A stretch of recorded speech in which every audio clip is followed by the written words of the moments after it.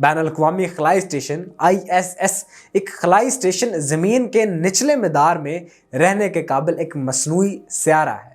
یہ زمین کے مدار میں سب سے بڑا مصنوعی سیارہ سیٹلائٹ ہے اور اسے اکثر زمین سے کھلی آنکھوں سے دیکھا جا سکتا ہے۔ ISS ایک قابل رہائش تجربہ گاہ ہے جس کی مالی اعانت کئی خلائی ایجنسیوں کے ذریعے چلائی جاتی ہے، جس میں امریکی ناسا، روسی فیڈریشن اسپیس ایجنسی، یورپی اسپیس ایجنسی، جاپانی ایروسپیس ایکسپلوریشن ایجنسی اور کینیڈا کی خلائی ایجنسی شامل ہے۔ ISS کی ایک طویل اور پیچیدہ تاریخ ہے جو 1980 کی دہائی سے جا ملتی ہے۔ 1984 میں امریکہ اور سوویت یونین نے ایک خلائی اسٹیشن کی تعمیر کے لیے مل کر کام کرنے اور مشترکہ طور پر چلانے کا اتفاق کیا تھا۔ فریڈم پروجیکٹ کہلانے والے اس منصوبے کا مقصد سرد جنگ کے دوران بین الاقوامی تعاون کی علامت بننا تھا، تاہم 1991 میں سوویت یونین کے ٹوٹنے کے بعد یہ منصوبہ خطرے میں پڑ گیا۔ 1993 میں امریکہ، روس اور دیگر ممالک نے سول انٹرنیشنل اسپیس اسٹیشن پر تعاون کے معاہدے پر دستخط کیے، جس نے ISS کے لیے قانونی ڈھانچہ ترتیب دیا۔ معاہدے میں کہا گیا کہ ISS کو مراحل میں بنایا جائے گا، جس میں ہر شریک ملک اپنے حصے کے ماڈیولز اور آلات بروئے کار لائے گا۔ ISS کی تعمیر 1998 سے 2011 کے درمیان چلتی رہی اور تقریباً 2011 کے لگ بھگ ہی مکمل ہوئی۔ پہلا عملہ البتہ 2000 نومبر میں ہی پہنچ گیا تھا ISS پر، اور اس کے بعد سے خلائی اسٹیشن پر مسلسل قبضہ رہا ہے۔ ISS بہت سے مختلف ماڈیولز اور اجزاء پر مشتمل ہے، بشمول ہیبیٹیشن ماڈیولز۔ یہ عملے کے لیے رہنے کے کوارٹر فراہم کرتے ہیں، بشمول سونے کے کوارٹر، ایک کچن اور ایک باتھ روم۔ لیبارٹری ماڈیول یہ سائنسی تجربات اور تحقیق کی جگہ فراہم کرتے ہیں۔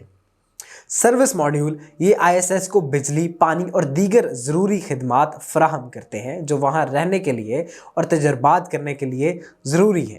ڈاکنگ پورٹس یہ خلائی جہاز کو ISS کے ساتھ ڈاک کرنے کا کام کرتے ہیں۔ سولر پینلز یہ ISS کو بجلی فراہم کرتے ہیں۔ ISS میں مختلف ممالک کے خلا بازوں اور خلائی مسافروں کا ایک گھومتا ہوا عملہ تعینات ہے۔ عملہ ISS کو برقرار رکھنے اور سائنسی تجربات اور تحقیق کرنے کا ذمہ دار ہے۔ ISS پر آپریشنز 24 گھنٹے کیے جاتے ہیں۔ عملے کے ارکان شفٹوں میں کام کرتے ہیں۔ زمین پر مشن کنٹرول کے ساتھ بات چیت سیٹلائٹ کے ذریعے کی جاتی ہے۔ ISS مختلف شعبوں میں سائنسی تحقیق کے لیے ایک اہم پلیٹ فارم ہے، جس میں حیاتیات، طبیعیات اور میٹیریل سائنس شامل ہے۔ ISS پر کی گئی کچھ تحقیق میں شامل ہے انسانی جسم پر مائکرو گریوٹی کے اثرات کا مطالعہ، نئے مواد اور ٹیکنالوجی کی ترقی، حیاتیات اور بائیو ٹیکنالوجی میں تجربات کا انعقاد، زمین کی آب و ہوا اور ماحول کی نگرانی۔ ISS کو نئی ٹیکنالوجیز اور سسٹمز تیار کرنے کے لیے ٹیسٹ کے طور پر بھی استعمال کیا جاتا ہے، جو مستقبل کے خلائی مشینوں میں استعمال کیے جا سکتے ہیں۔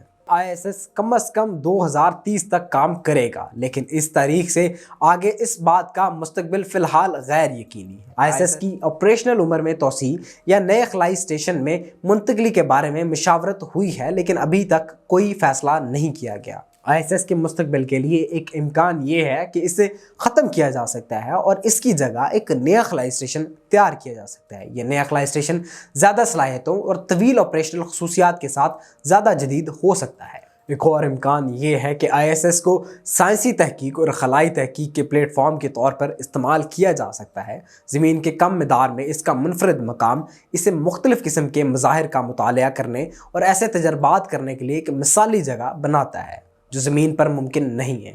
کچھ سائنسدانوں اور خلائی ایجنسیوں نے 2030 کے بعد بھی ISS کو تحقیق اور تلاش کے لیے استعمال کرنے میں دلچسپی ظاہر کی ہے۔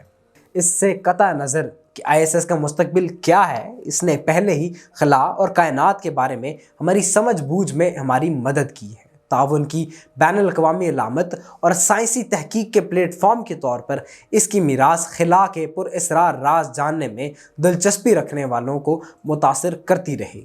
اس طرح کی مزید انٹرسٹنگ فیکٹ بیس اور انفارمیٹیو ویڈیوز کے لیے ہمارے چینل کو سبسکرائب کریں، ویڈیوز کو لائک کریں۔ شکریہ۔